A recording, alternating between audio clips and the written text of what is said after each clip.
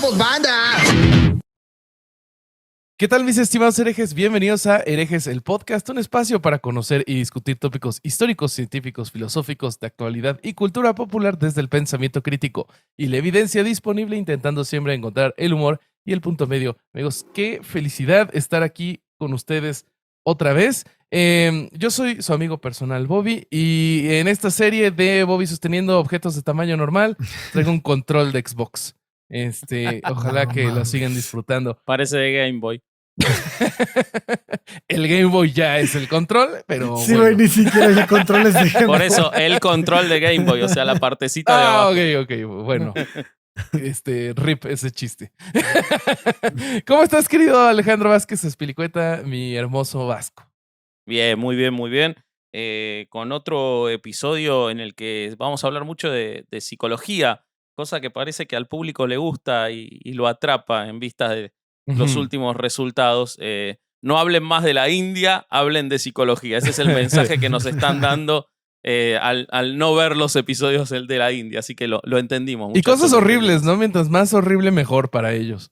Sí, así parece. Estoy muy contento, me encanta el tema de hoy, me encanta el invitado que vamos a tener, que ahora lo vas a presentar, así que muy feliz, dale para adelante que tenemos mucho para hablar. Claro que sí, miren, antes de presentar a nuestro invitado, como siempre, vamos a presentar al gansito de este congelador llamado Herejes, el podcast, el corsario Alejandro Durán Eraña. ¿Cómo estás, mi ¿Qué queridísimo pasó? corsario? ¿Qué pasó, mi Bobby? Muy bien, cabrón. De regreso de tierras tan pequeñas.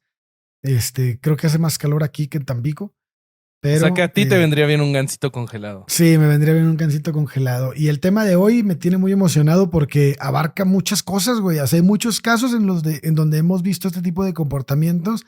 Y el de hoy creo que hay que sacarle mucho jugo porque, pues, además de ser un tema muy mediático, es interesante ver cómo la psique humana se adapta a veces a situaciones que, pues, que lo llevan a uno a actuar de maneras muy, muy raras, güey.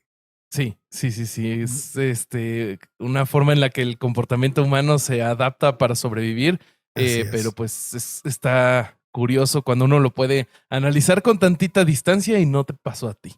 Y por cierto, Corsario, la presentación de hoy es cortesía de Ani Mizuno. Entonces, gracias, Pues Ani, a Ani por le favor. mandamos un saludo a Ani. Unos Ahora sí, gansitos. pasemos con nuestro invitado del día de hoy. Es compañero de Sonoro, tiene su serie, Muerte Súbita, allá lo van a poder encontrar.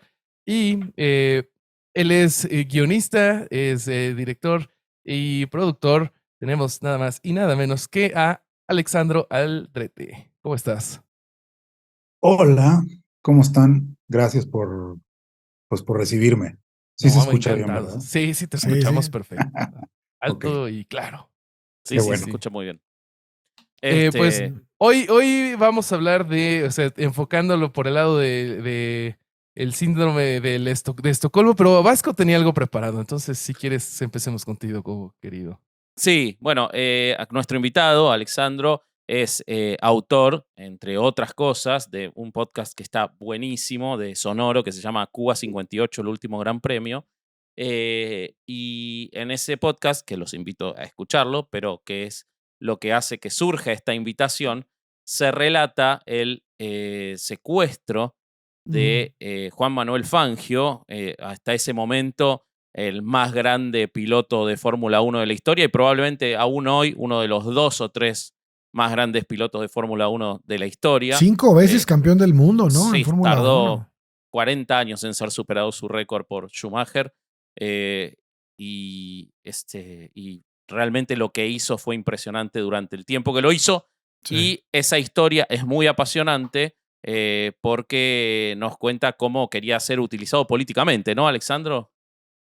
Sí, me llegó esta historia, yo no la conocía. Yo justo estaba con Sonoro haciendo Muerte Súbita cuando me ofrecieron trabajar en este podcast. Yo no sabía nada de esta historia, para mí fue totalmente una sorpresa. Básicamente la premisa de la anécdota es que en La Habana, justo en el 58, hay un pues como un Grand Prix, como lo que vendría siendo la Fórmula 1. Ahora hay un evento de Grand Prix gigantesco que es como un gran, como una medallota que se cuelga a sí mismo Batista y el gobierno cubano de tener un evento así de totalmente internacional, Ujú. al que acude Fangio, ¿no? Como uno de los competidores. Y justo en ese momento secuestran a Fangio los rebeldes del movimiento que estaba a punto de estallar de la Revolución Cubana, y lo secuestran para, pues sí, lo usan como de gancho político, ¿no? Piden una especie de rescate ideológico, diría yo, ok, lo tenemos, cumplan nuestras demandas, ¿no? Entonces, una vez que lo agarran y se lo llevan, eh, comienza pues una lucha tras bambalinas por liberarlo antes de que le hagan algo, pero también del mismo gobierno cubano, pues de proteger su soberanía de alguna manera en ese Claro. momento, ¿no? Pero justo Claro. como es una crisis muy grande, se les sale un poco de las manos, entonces hay que resolverla rápido, y como no lo están logrando rápido, pues entonces de repente ya empiezan a sentir al gobierno gringo detrás, tratando Presionando. sí, como diciendo, ¿qué onda? ¿Necesitan ayuda? ¿No? Así. Sí. Entonces, Ese esa es un fue como eufemismo de o te apuros o te invado. exactamente, o sea, como, ¿qué hubo? O sea, ¿podemos ya entrar? O entonces, Y un eso que el poco esa era la secuestrado idea. era un argentino, ¿no? Imagínate si era un norteamericano, ni les Sí, sí. preguntaban. Pero lo interesante de. Ahora nos seguís contando, Alexandro, porque lo iremos intercalando. Lo interesante y lo que dio el disparador de esto es la conducta de Fangio, que ahora le iremos viendo, en su condición de secuestrado. Así es. Y entonces. Eso nos dio el disparador de charlar de algo que en ese momento no tenía un nombre, evidentemente existía, ahora lo iremos viendo, pero no tenía un nombre, pero que unos 15 años después obtuvo un nombre, que es el síndrome de Estocolmo. Síndrome que todos alguna vez coloquialmente lo hemos referido, que en términos, ahora seguro Alejandro nos lo explicará mejor, pero que de manera muy llana es hablar de cuando el secuestrado o la persona violentada o la persona que está atrapada por otra defiende a su captor, a su violentador, a su abusador, es decir, se cohesiona con esa persona, pero es mucho más complejo que eso, y entonces va a estar, creo que interesante que lo podamos charlar y que lo podamos ver de cómo fue reflejado y cómo seguramente se estudió también en retrospectiva respecto de Juan Manuel Fangio, Fidel Castro y todo eso. Pero para poder entender todo eso, si quieren, les cuento, y Ale anda Sí. agregándonos lo que corresponda de la parte psicológica, qué ocurrió en Estocolmo para que tenga este nombre, el síndrome. Nombre que a muchos psicólogos no les gusta porque dicen que no termina reflejando nada de lo que de verdad significa y que se interpreta mal, y que varios de los protagonistas detestan que se llame así, pero es el nombre con el que la mayoría de la gente lo conoce, y tiene origen en un robo de banco en Normalstrong, en Estocolmo. Normalstrong es una plaza, Normalstorg, perdón, es una plaza en la ciudad de Estocolmo, en la cual se produjo en agosto de 1973, el 23 de agosto de 1973, para ser precisos, el robo de un banco. Pero un robo de un banco un poco más complejo que eso, y en el cual uno diría, cuando uno ve muchas veces en películas o en los diarios que hay rehenes en un robo de banco, en general lo que ocurre es que el robo salió mal, los delincuentes quedan adentro y toman rehenes para poder lograr su liberación. La película Tarde de Perros, por ejemplo. En este caso es distinto. En este caso, el ideólogo de ese robo de banco, Jan Erik Olsson, no pretendía robar las arcas del banco, sino que lo que pretendía era tener rehenes. Su Wow. objetivo fueron los rehenes, y eso hace muy interesante que de ese momento se haya generado este síndrome de Estocolmo, es decir, esta vinculación extraña entre los rehenes y los captores, porque el objetivo original de él fue ese. hay que hablar un poquito de quién era esta persona. Esta era una persona, Jan Erik Olsson, muy educada, una persona que había ido a la cárcel un par de años antes por un robo menor. Los guardias de la cárcel comentaban que era una persona que se la pasaba leyendo, con una excelente conducta, que tuvo de compañero en la prisión a Clark Olofsson, que es probablemente hoy en día el delincuente criminal y gángster más famoso de Suecia. Tiene 80 años, pasó la mitad de sus años en la cárcel por miles de delitos distintos y fue compañero de prisión de él. Cuando sale de la prisión por este delito menor, Jan Erik Olsson se da cuenta, impulsado por las cosas que le había contado Olofsson, entre otras que él se había ido después de uno de sus delitos a vivir al Líbano, él sale y se da cuenta de que en Suecia no está su futuro, que él tiene que hacer un gran robo para poder conseguir el dinero suficiente para irse a vivir a otro lugar. Y no hay forma de que él pueda en Suecia obtener ese dinero de un robo común o de un robo ni siquiera de un banco, porque la cantidad de dinero que se tendría que llevar, la forma de llevárselo, la banda que tendría que organizar, la violencia que probablemente tendría que llevar adelante, no es algo que él quiera hacer, que no es un tipo violento, en sus delitos anteriores no había ejercido la violencia, nada. Entonces, él nota que ese salió de elecciones en Suecia y que hay algo que la política sueca no va a poder permitir, que es que un rehén sufra un daño. Entonces él se da cuenta de que él lo que tiene que hacer es un gran secuestro para que el Estado le pague una recompensa y poder irse con esa recompensa. Y ese es el secuestro que organiza a partir del robo del banco. Ok. Bueno, entra. Ujú. Sí. No digo que ok. Ah, entra al banco. Gracias. Entra al banco. Ni bien entra al banco, saca una pistola semiautomática que había conseguido. Empieza a amenazar. Le da. Es muy interesante que él entra disfrazado con un bigote falso, una peluca falsa. La cara no se le ve. No era de esos bigotes que traen una nariz y unos lentes. Podría haber sido por cómo lo describen, porque la policía, o sea, este caso que les voy a contar, a mí me hace dudar el tema síndrome de Estocolmo y creo que está muy vinculado con Cuba 58, porque yo siento que los rehenes no era que estaban enamorados de sus captores, le tenían tanto miedo a la policía sueca por el desastre que hacían que preferían a los captores. Y una de las cosas, vos decís lo de la nariz falsa y todo eso, la policía hizo tan mal las cosas que en un momento llevó al hermano de otro secuestrador No de bancos, mames. creyendo que era ese secuestrador, ese ladrón de bancos, para que lo convenza, y era otro que estaba en No. Hawái escondido, porque no lo podían reconocer por el bigote falso que tenía puesto. O sea, esa es una de las tantas cosas que pasaron en ese caso y que fortalecían el vínculo captor-secuestrados. Secuestrador. Bueno, pero volviendo al caso, él elige a 3 mujeres para tener capturadas, que eran Elizabeth Aldren, de 21 años, Kristin Enmark, de 23 años, y Birgitta Lundblad, de 32 años. Las 3 eran cajeras, casi no se conocían entre ellas, de distintas condiciones socioeconómicas.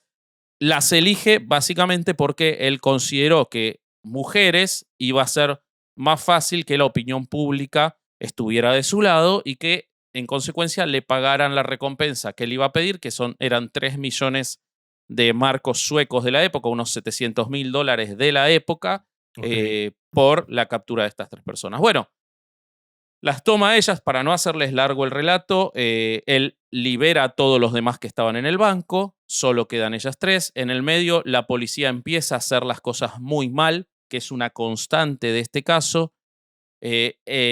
Olsson, que creía haber analizado bien el banco, no sabía que había una entrada trasera que daba a un segundo piso. Ahí se esconden un montón de policías cuando se da la señal de alarma. Y hay uno que se le ocurre por su cuenta bajar solo para terminar con el secuestro, pese a que no había orden del comisario, de nadie.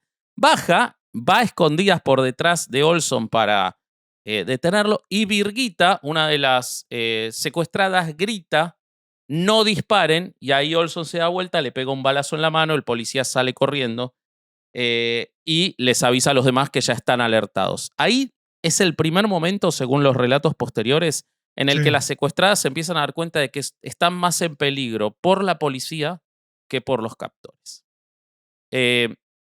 La situación se sigue dando así. En cada momento en el que la policía tiene que accionar, la actuación es lejana al profesionalismo. Por ejemplo, ellos en un momento piden cervezas, comida y mantas para los secuestrados, porque eran 3, y después, por circunstancias, aparece un cuarto que se había escondido en un baño y lo encuentran.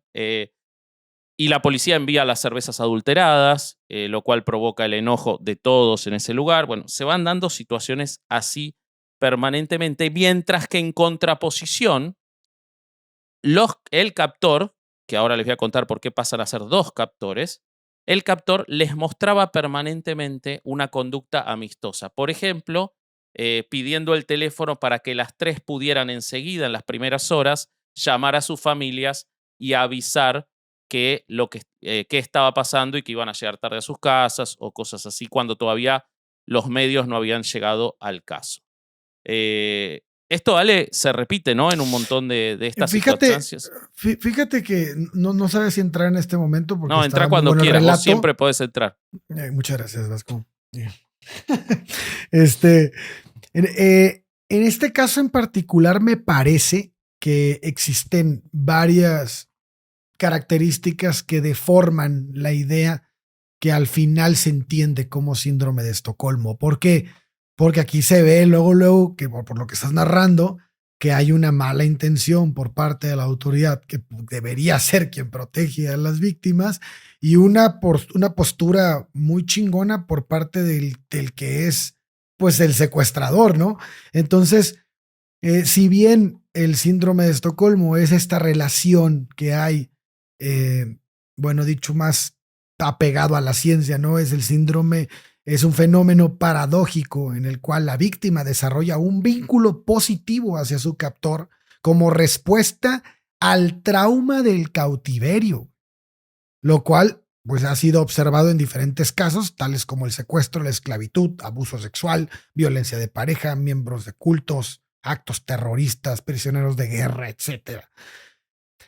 Pero en el caso que estás narrando tú, no existe, o al menos de lo que he escuchado hasta ahorita, no existe ese trauma de cautiverio, güey. Al contrario, los güeyes que lo tienen en cautiverio se han encargado hasta ahorita de mantener la situación lo más cómoda para ellos, güey, aunque están en cautiverio.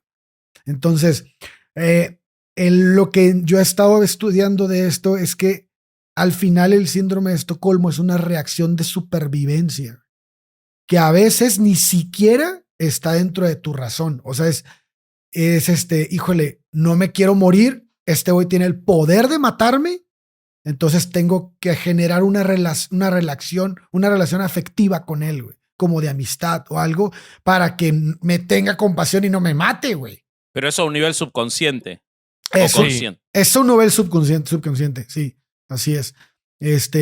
Y entonces, por eso me brinca un poco con la situación. No, espera porque va a seguir y bueno, se va a ir hasta ahorita más traumática la por situación. Por eso te digo que no sabía si meterme ahorita. No, yo lo que quería plantearte era cómo desde un primer momento él mostraba, primero que él sabía que su capital eran los rehenes, pero además cómo él muestra una relación cercana, que lo que yo veía, en general, los secuestradores profesionales, porque él no lo era, tienen reglas muy estrictas de no vincularse, porque en general lo que termina ocurriendo y ocurrió en este caso es que se va dando de 2 vías. O sea, los secuestradores también desarrollan un vínculo con los secuestrados en el síndrome de Estocolmo. Eso es algo que está interesante. Y Alex, en el caso de Fangio, ¿cuál fue el vínculo con sus captores? ¿Qué ocurría ahí? ¿Él se sentía en peligro, se sentía incómodo, se sentía amenazado?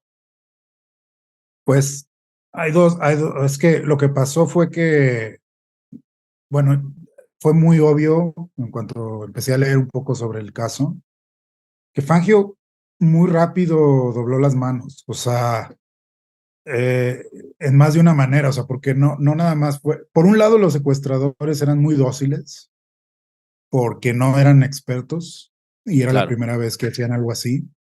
Eh, Creo que le pidieron perdón prácticamente en el momento en el que lo estaban secuestrando, se lo llevaron y le Eso pidieron ocurre en perdón y este luego, caso también. Él pedía disculpas permanentemente. Mira qué interesante. ajá, y le pedían perdón todo el tiempo, o sea, como justificando, no es para hacerte daño a ti, es para hacerle daño al gobierno, El a la fin es pista. otro. Ajá, claro. Ajá.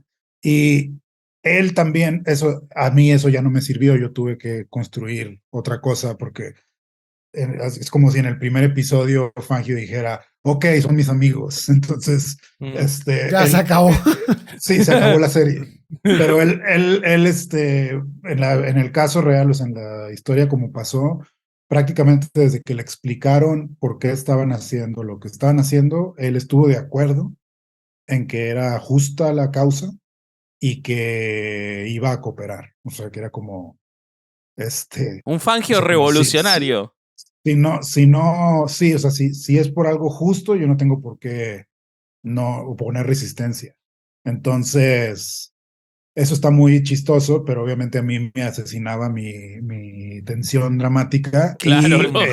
tuve que, Sí, tuve que estirar ese sentimiento. O sea, libertades no, creativas, ¿no? vaya, no ocurre rápido en la serie porque si no se me acaba la serie, pero sí traté de llevarlo de Sí, un sí, más allá de la punto serie, vos A a estudiaste un punto B. el caso real, que es, es lo llamativo en cuanto al vínculo con esto que se podría haber llamado síndrome de Cuba o síndrome de Fangio, ¿no? Quizás un poquito, Ah, porque mira. Ajá. se tardó unos 15 años más. En el caso real, el caso que da origen al síndrome de Estocolmo, y les sigo contando, cuando llega el momento en el que él por fin logra tener contacto con el ministro de Justicia de Suecia, que era su objetivo, los policías iban intentando hablar con él y él pedía hablar con alguien de mayor jerarquía, hasta que finalmente logra que lleguen sus demandas al ministro de Justicia. Recordemos en un año de elecciones en el que el primer ministro, que además era un primer ministro progresista, buscaba ser reelecto. Él exige tres cosas. Exige los 3 millones de coronas, exige que le den un auto con combustible para poder salir, un auto en el que entren las hasta ahora 3 secuestradas, y la petición que sería la más determinante para el caso y para todo lo que estamos hablando, exige que liberen de la cárcel a su ex compañero de celda, Clark Olofsson, y que lo envíen con él adentro del banco para que sea su compañero. Y esto desata un montón de dudas porque hay muchos que piensan, pese a que Olofsson lo ha negado hasta el día de hoy e incluso fue exonerado por la justicia porque se lo consideró como una víctima más, pero hay muchos que dicen que en realidad el ideólogo del secuestro fue Olofsson y que en realidad Olson lo único que estaba haciendo era cumplir un plan que Olofsson le había dado adentro de la cárcel. Bueno, el ministro de Justicia accede, lo libera y mete adentro del banco a otro secuestrador. No, maravilloso, la verdad, de la policía sueca.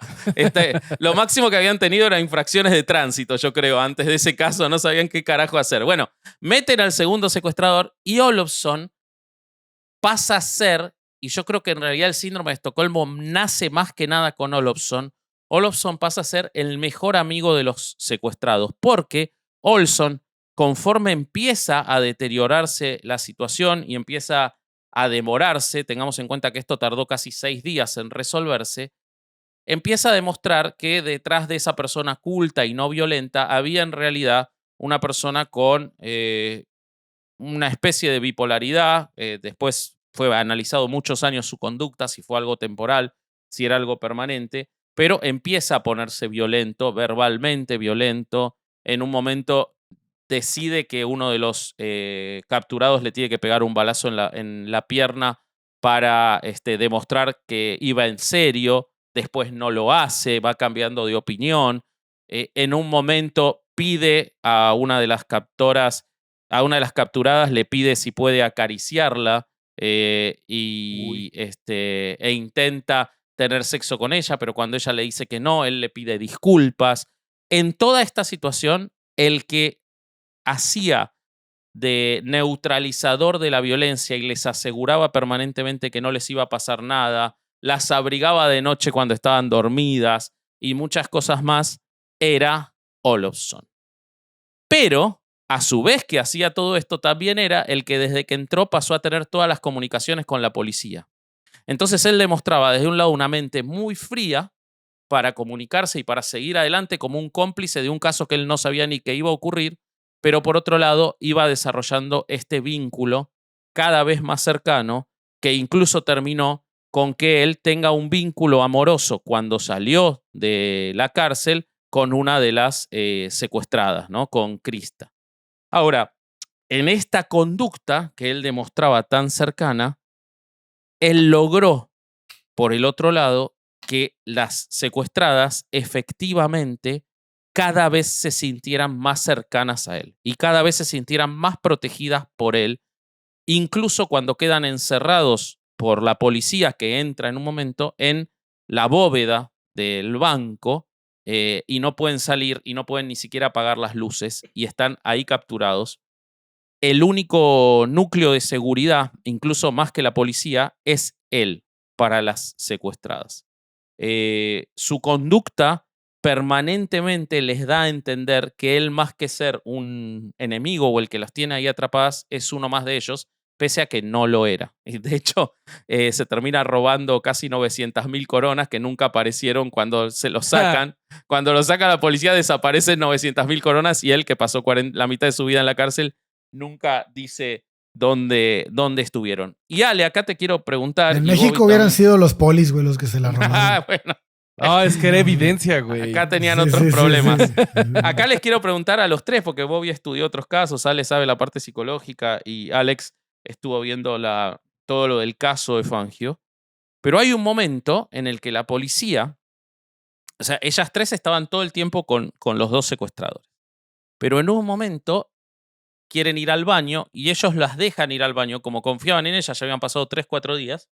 Quieren ir al baño y cuando pasan para el baño ven que hay 2 policías escondidos que les dicen, este es el momento de que corran, se pueden ir con nosotros. Y ellas les dicen que no se van a ir si no salen con los secuestradores y que se quieren ir en el auto con los secuestradores. El Es plan decir, de ellos se ya. niegan a irse con la fuerza del Estado y prefieren quedarse y que su suerte esté atada a la de los secuestradores. Esto sí sería más la definición, ¿no, Ale? Fíjate que ahí entra en una de las características más difíciles para la gente que se dedica profesionalmente a ver estas actitudes y estas situaciones de la psique, de cómo reacciona el pensamiento y la psicología humana. Y es que la variabilidad es muy grande. O sea, los casos, para que una víctima te diga cómo lo vivió, cómo lo sufrió, es muy complicado que ella te diga, si está en el caso del síndrome de Estocolmo, que ella te diga, no, pues sí sufrí, güey, porque realmente ellos no se sienten que sufrieron. Lo vieron así como como algo que hasta cierto punto incluso fue bueno. Dicen que las 4 precursores del síndrome de Estocolmo es la percepción de amenaza a la supervivencia, la incapacidad para escapar y amabilidad. Y dice que se refieren a las personas, a la percepción de las víctimas, o sea, las personas que están sufriendo esto, y no a las condiciones objetivas que la rodean. Las víctimas que muestran el síndrome no perciben las condiciones objetivas, no pueden influir en su pensamiento y comportamiento. Niegan el peligro de la situación y el hecho de que están siendo abusadas, pero al mismo tiempo informan incidentes que suenan abusivos para cualquier otra persona que está viendo detrás de la pared, detrás del vidrio la situación, ¿no? Y estas características son un factor, como les digo, muy importante que impide una evaluación del síndrome, porque aunque el evaluador u observador pudiera detectar los síntomas a través de ciertos parámetros, pues la propia víctima siempre los va a negar o está impedida a hacerlo, o sea, no tiene la capacidad de verlos.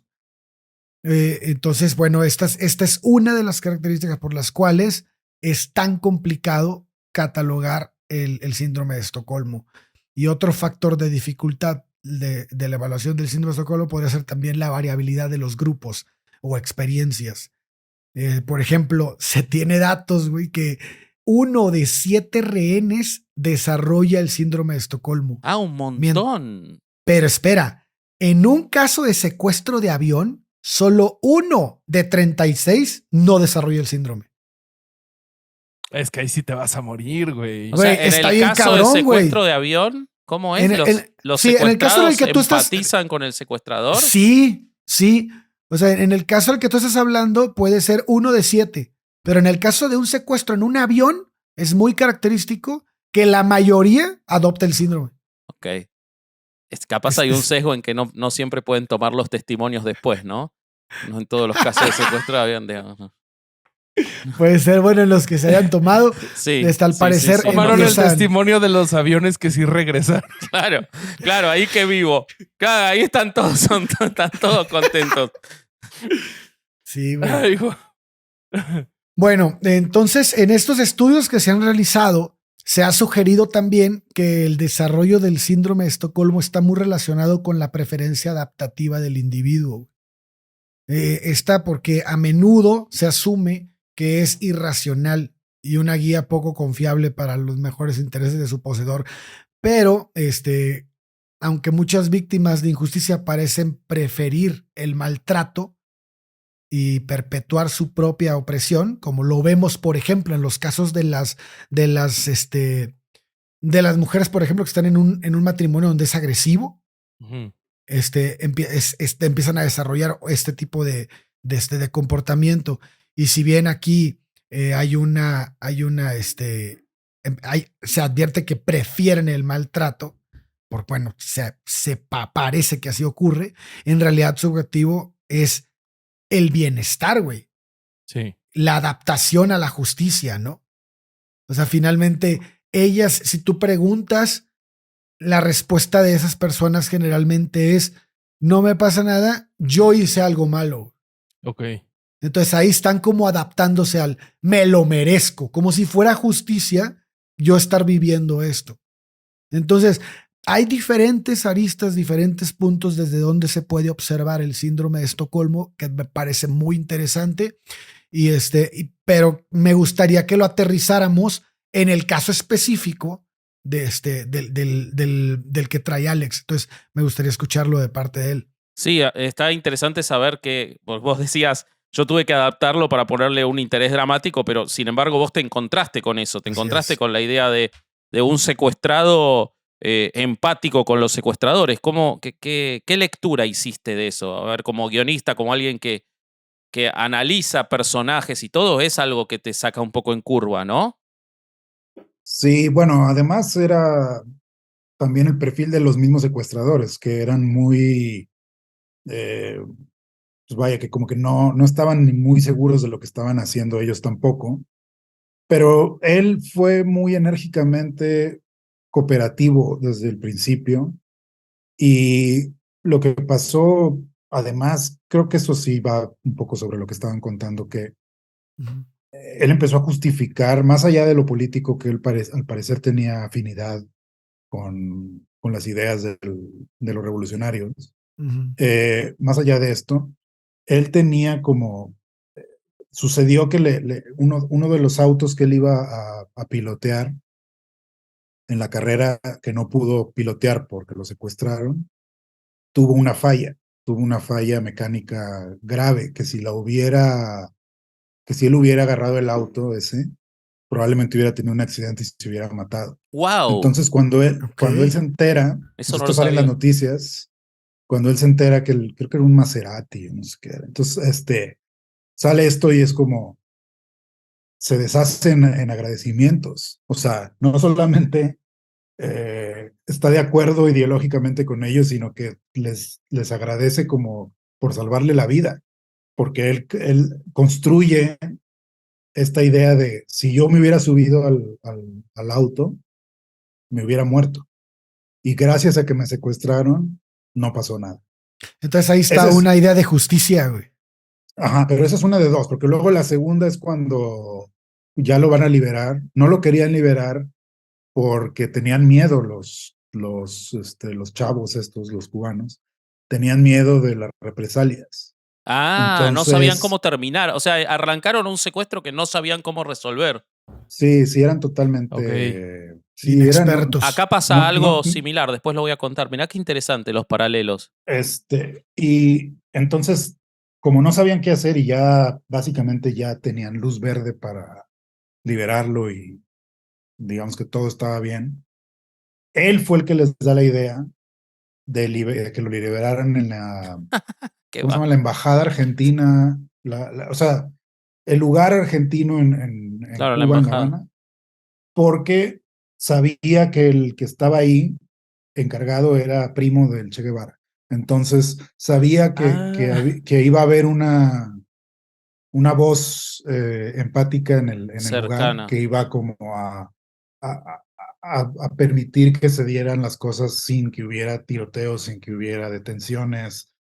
Entonces, él les hace el paro un poco, él los lleva de la mano a que fluya la liberación sin que les haga nada a ellos en el proceso. Claro. Entonces, No sí se mames. vuelven muy amigos, se vuelven mucho más amigos de lo que yo puse en el Qué podcast bárbaro. porque era demasiado, o sea, ya era como una comedia de los hermanos Cohen. Entonces, un poco lo fui mesurando, pero él sí, creo yo, porque entiendo que tenía una coincidencia política con ellos, pero más allá de eso, yo sí creo que jugó bien el rol de soy tu amigo. Creo que los manipuló él más a ellos de lo que ellos lo manipularon a él, aunque él ciertamente el resto de su vida fue aliado ideológico de Cuba. O sea, él volvió varias veces a Cuba. Una vez que cayó Batista, él siguió yendo a Cuba. Lo recibía Castro. Castro también le pidió perdón. O sea, él estaba totalmente del lado de sus propios secuestradores. Lo que yo no tengo claro es qué tan de lado estaba antes del secuestro y después del secuestro. O sea, no sé si fue un claro. proceso que ocurrió a puertas cerradas durante el secuestro, que se fue él enamorando más de la Claro. ideología. ¿O Obviamente yo cuánto lo dudo influyó eso. este hecho de que él sintió que al no correrse le salvó la vida, ¿no? Pero Ajá, también. fíjate que este caso está más, me parece que este sí está, sí tiene las características del que parecía tener el tuyo al ¿Ves que digo que principio. se tenía que llamar síndrome de Fangio, boludo? No, Pero es que, los argentinos nos perdimos un síndrome. Sería el 6º título del no, mundo de Fangio y se lo sacaron. yo creo al contrario, güey. Yo creo que en este caso, el Fangio generó tanta empatía y estaba, genuinamente, eh, a favor de la ideología de sus secuestradores, que al final, puta, les terminó de hacer el plan, güey. O sea, Ajá.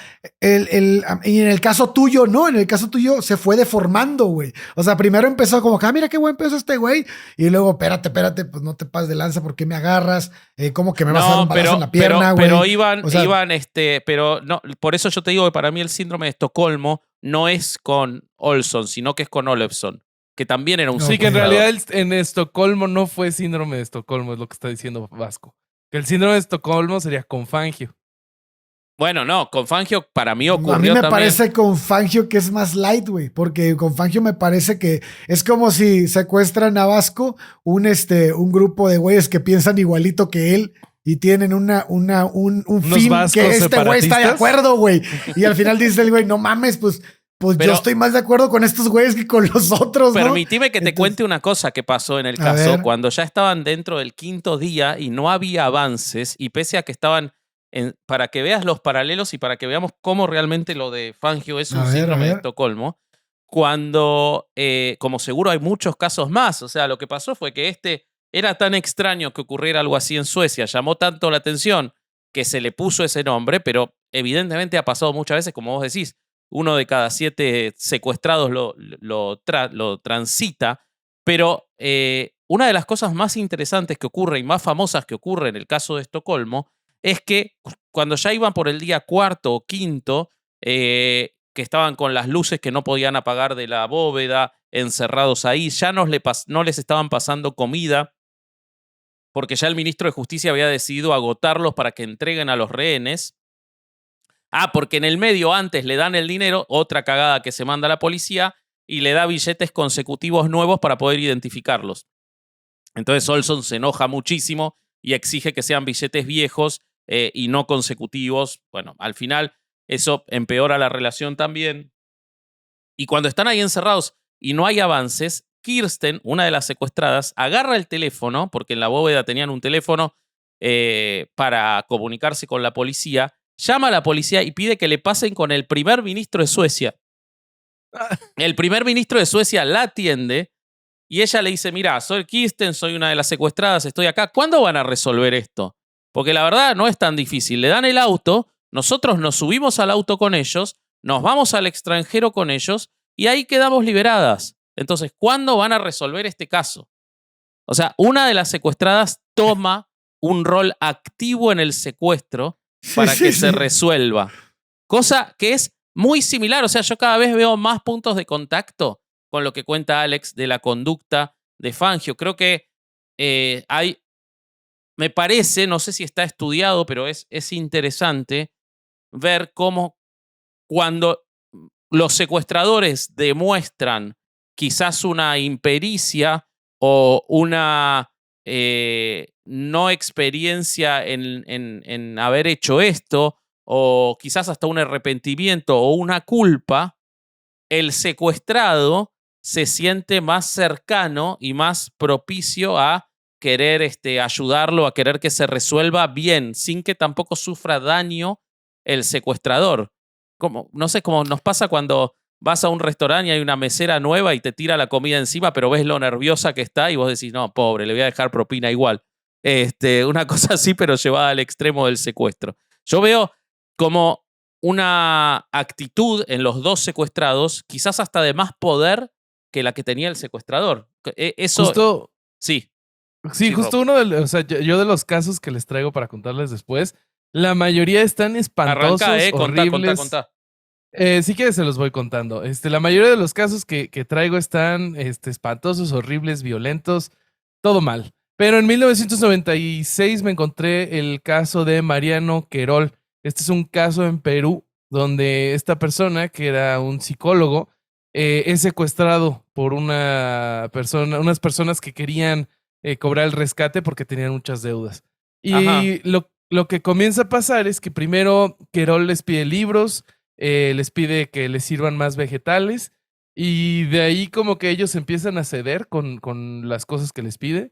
Comienzan a ver televisión juntos, él les comienza a dar terapia y en la terapia sí.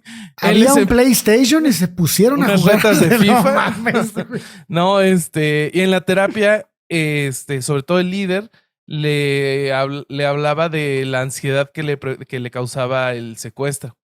Entonces, además, leyeron juntos noticia de un secuestro de Gabriel García Márquez. Y una vez, o sea, se paga el rescate del psicólogo y él cree. Reparte la lana. Él se sentía, sí se sentía en peligro, pero al final no le pasa nada. Y él, siendo psicólogo, sabía de la existencia del síndrome de Estocolmo, pero él decía que él no estaba bajo la influencia del síndrome, sino que realmente creía que sus secuestradores merecían una pena menor a la que se les estaba dando. O sea, recontra estaba en el síndrome de Estocolmo. Sí, totalmente. Rarísimo, güey. Pero justo y en negación. Sí, en negación. No, yo estoy en el síndrome de Fangio, decía. No. Sí. Entonces, eso es lo que me llama la atención, que en este caso, que justo el secuestrador se vulnera de alguna forma. Lo que creo que podría ser que esté pasando es que el secuestrado lo ve como una forma de aliarse y estar de alguna manera más seguro, ¿no? Sí, es claro. un método. Muchos lo ven como supervivencia, pero sí hay un montón de puntos encontrados de discusión, de psicólogos que dicen, no, yo no estoy de acuerdo que sea por ahí.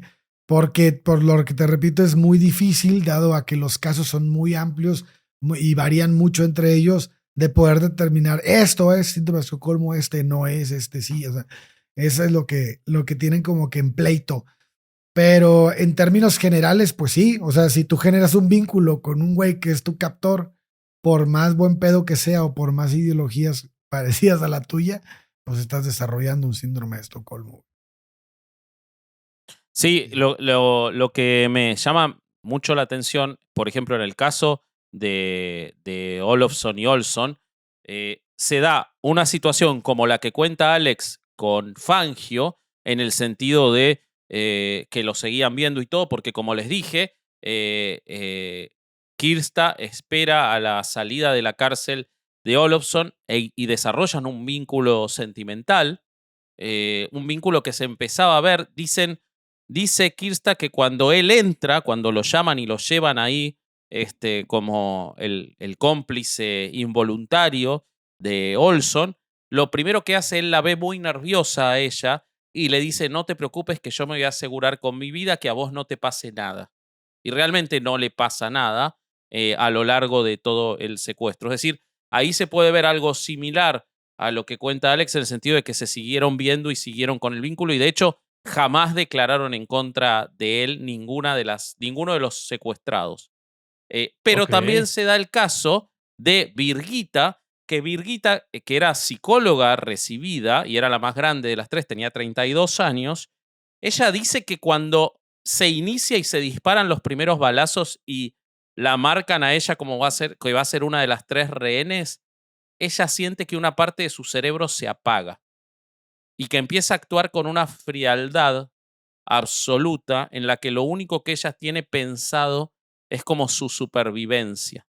Entonces, lo que vos decís, sale, hay como una Sí, ahí dualidad. sí Bueno, entra, en güey. este mismo caso se ve eso. Y la otra, la más joven, eh, ella directamente niega lo que está ocurriendo. Ella cuenta años después que ella lo único que pensaba era que terminara eso por las fiestas que tenía el fin de semana, qué vestido se iba a poner, qué comida le iba a dar a los invitados. O sea, ella Se niega la desconectó, güey. existencia y desconecta lo que está ocurriendo. Ahora, el punto en común que tienen las tres es no cooperar en nada con las autoridades y por el contrario, hacerle lo más fácil la vida posible a los secuestrados.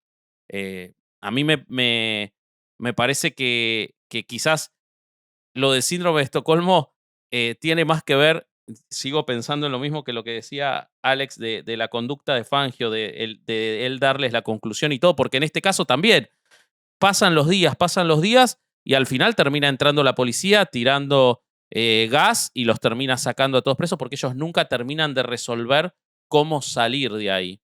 Entonces, no dejo de pensar que quizás el síndrome de Estocolmo no tiene tanto que ver con lo que creemos permanentemente, que es esa empatía, sino con el ponerse en un pie de igualdad entre el secuestrado y el secuestrador. Como que se borran las líneas de quién es el secuestrado y quién es el secuestrador, ¿no? Eso ocurre en Cuba 58, ¿no, Alex? Un poco. Sí, coincido. También, o sea, creo que lo que sucede es que el vínculo creado ahí es más fuerte que cualquier diferencia que pueda haber respecto al secuestro en sí y se hace un equipo. O sea, yo creo lo de Fangio es muy extremo. O sea, digo, ya ser amigo de tu secuestrador y que cada Navidad le mandaban saludos y no sé qué, o sea, es Tremendo. una cosa ya, pues sí, es como muy exagerado. Ya se la mamó, Y, sí. y también él creo que lo disfruta, o sea, bueno, no sé, no lo conocí ni nada, pero yo siento en sus declaraciones como un orgullo también de ser ese tipo de persona que se levanta por encima de la situación y él mismo la controla y la resuelve y Claro. magnánimo, ¿no? Como, o sea, él no lo cuenta como son mis amigos, él lo cuenta como yo les ayudé, o sea, yo tuve la iniciativa de terminar el secuestro, yo les dije que se calmaran, que todo iba a salir bien, o sea, es como si él, de ser la víctima, de pronto Tomó asu- control, ¿no? asumiera un rol mucho más activo en cuanto al desenlace de la historia, y como que se regodea un poco, o sea, al momento de decirlo, como hay un orgullo ahí al respecto que creo que va más allá del lazo afectivo, aunque sí es verdad que lo tuvo, porque pues también el volver a Cuba, hacerse amigo de Fidel, o sea, como eso ya es otra cosa, es como un rush ahí de poder. Sí, yo creo que tiene mucho que ver. Conociendo a Fangio de otras conductas que tuvo y su conducta con el golpe, con el gobierno militar, en el cual fue bastante cómplice como presidente de Mercedes-Benz Argentina, creo que tiene más que ver con el asociarse con el poder que con una cuestión ideológica, me parece, ¿no?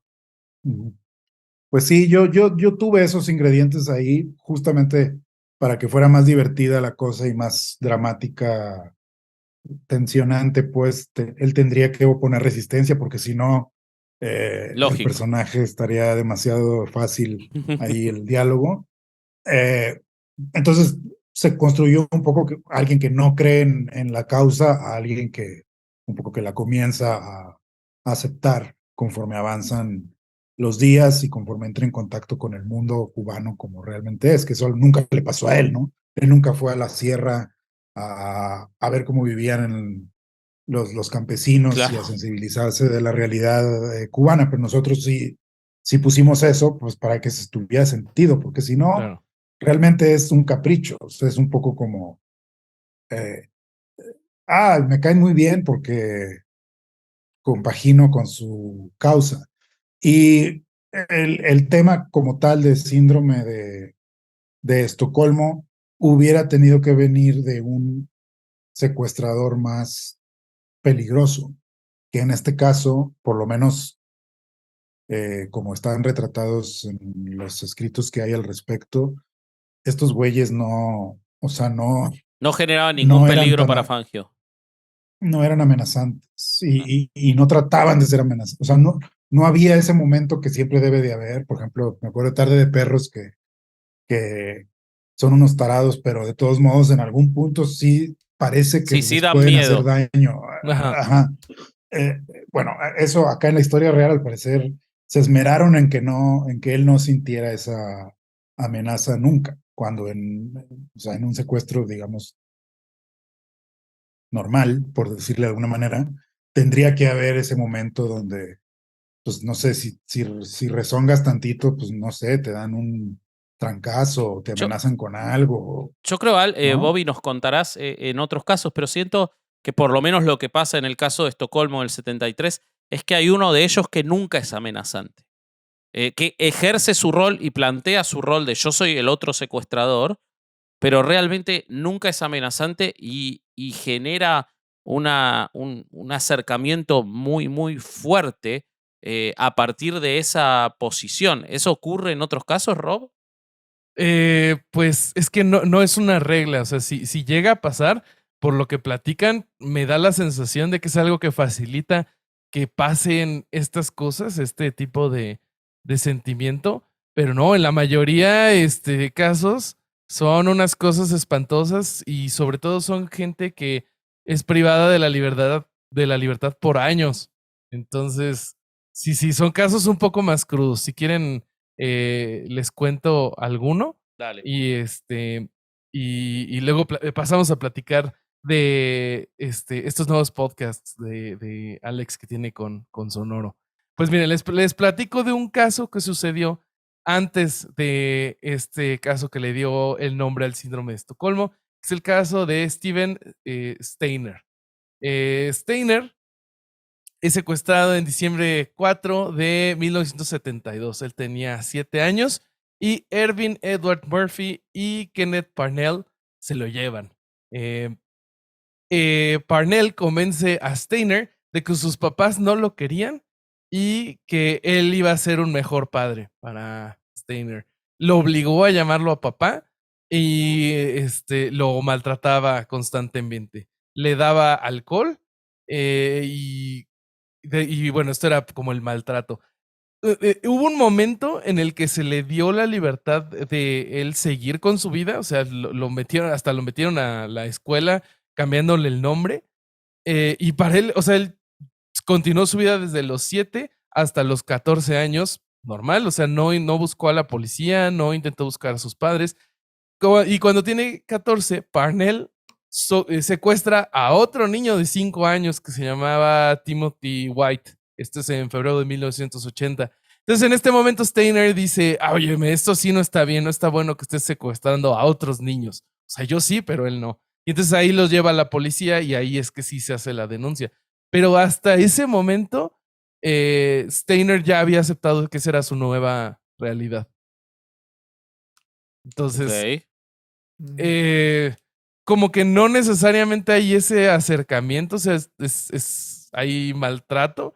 Y pues se me hace similar esto parte del maltrato a la de Patricia Hearst, que fue el caso que me comentaste, ¿no, Vasco? Exacto, sí, contá ese porque ocurrió al año siguiente.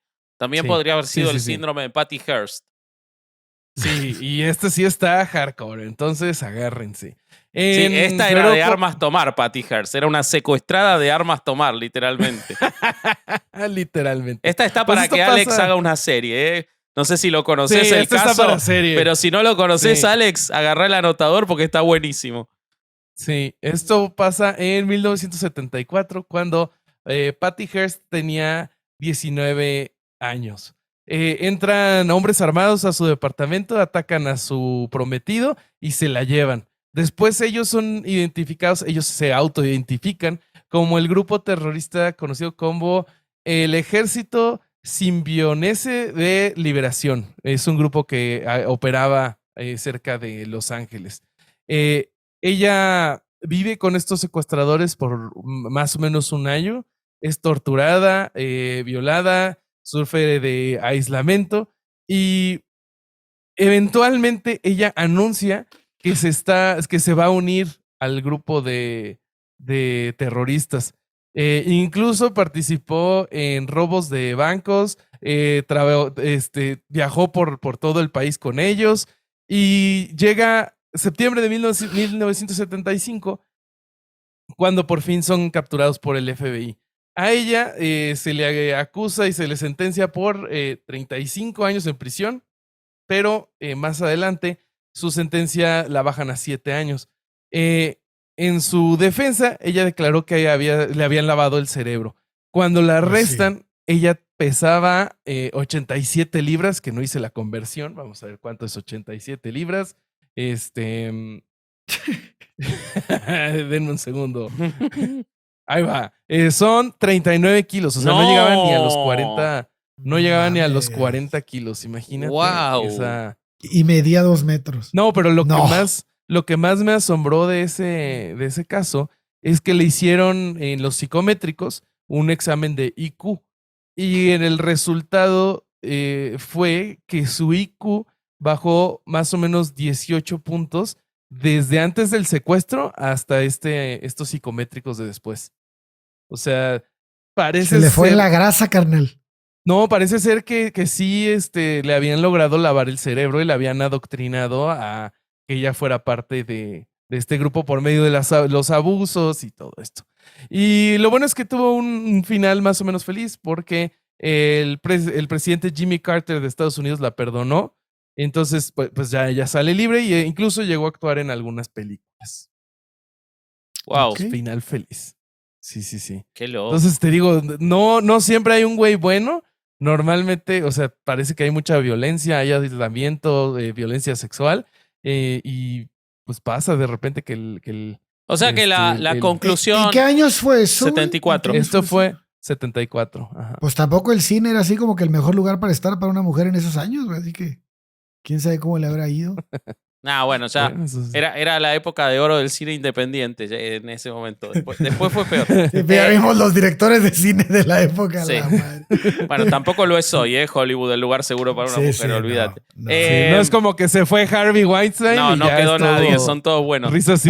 Bueno, pero la conclusión del episodio entonces sería que no hablen más de síndrome de Estocolmo. Cuando una persona se queda en un trabajo que el jefe la maltrata, no digan que tiene un síndrome de Estocolmo porque es mucho más complejo que eso, por favor.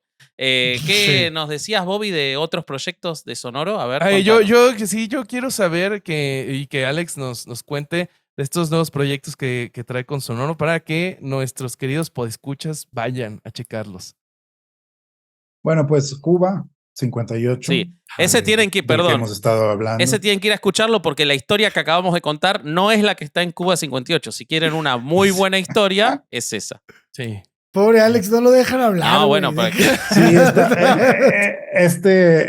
el podcast es distinto al síndrome de Estocolmo como tal, pero tiene sus matices estocolmianos, supongo. Ok. Pues bueno, ese tengo entendido que ya se estrenó. Ese ya está La verdad es estrenado, que sí, estoy sí. un poquillo, sí. Yo todavía no escucho yo el producto final, entonces lo voy a escuchar junto con todo el mundo. Muy bien. Y pues nada, ojalá lo disfruten, es un caso verídico. Y el otro podcast que apenas se va a estrenar, que es Muerte Súbita. Muerte súbita. Ahora que lo pienso, es una suerte de síndrome. Wow, ¿en serio? también. A ver, mira, danos a ver, un cuéntanos teaser tantito. entonces, a ver qué bueno. Oye, dice aquí Sonoro que ya se estrenó y está disponible. Sí, en todas porque las tenemos a plataformas. Sonoro de espía Y Sonoro y está en el consulto. chat. Nunca en la historia tuvimos a alguien escuchando la grabación de Herejes y tenemos a una espía que dice Sonoro acá. No, un saludo grande a Mariela que gestionó esta gran entrevista y está acá detrás de cámaras del Zoom, si es que eso es posible. Bueno, pues Muerte Súbita es también inspirado en una historia real. Inspirado es la palabra clave, no es un documental ni nada. Está inspirado en una cosa que se comentó hace unos años en México sobre un triángulo amoroso entre un gobernador que iba tenía la intención de ser presidente de México, su mujer, que era una periodista extranjera, y un maestro de ping pong argentino, justamente, Wow. que andaba por acá. Hay una como anécdota muy vaga sobre eso por ahí en los medios. Yo tomé eso y pues ahí hice otra cosa, ¿no? O sea, es una completa ficción alrededor de esa disparador. anécdota. Pero justo esta relación entre el matrimonio del gobernador y la mujer es tan tormentosa que es una suerte desde el síndrome de Estocolmo que los dos permanezcan en ella durante tanto tiempo, por como está retratado en el podcast por lo menos. Sí. Ahora que lo pienso. Acá sí es más cómico el asunto, sí tiene más, me permití un poco más de humor con los personajes, ya haciendo ficción me solté un poco más también. Y pues es un proyecto que yo tengo ahí guardado desde hace muchos años y que me da mucho gusto que ahora esté a punto o ya en estas de que la gente lo conozca. Ojalá que le vaya tan bien como todos estamos esperando que le vaya. Seguro que sí. En Sonoro. Seguro que sí.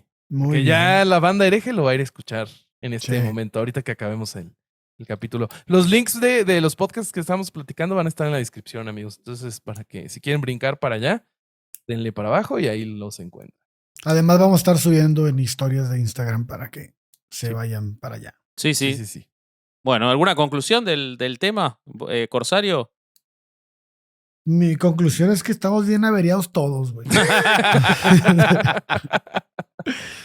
No, está bien cabrón, güey. El tema está bien interesante porque, fíjate, hablamos de 3 cosas, de 3 casos. Bobby todavía trajo más y todos tienen diferentes puntos matices, de dónde, ¿no? ajá, güey, de dónde observar el síndrome de Estocolmo. Entonces me parece que da para hablar un chingo. Podríamos quedarnos aquí un buen rato. Sí. Desgraciadamente tenemos el tiempo contado, pero me parece que se aterrizó en el punto de que es finalmente una interacción, una relación entre un captor y una víctima que genera un vínculo que podría durar toda la vida de la víctima, como en el caso de Fangio. Entonces, me parece que dentro de nuestra especie animal, el hecho de que seamos seres sociables, el hecho de que vengamos de animales de manada, el hecho de que estemos acostumbrados a vivir en sociedad nos lleva a veces a generar vínculos hasta en los casos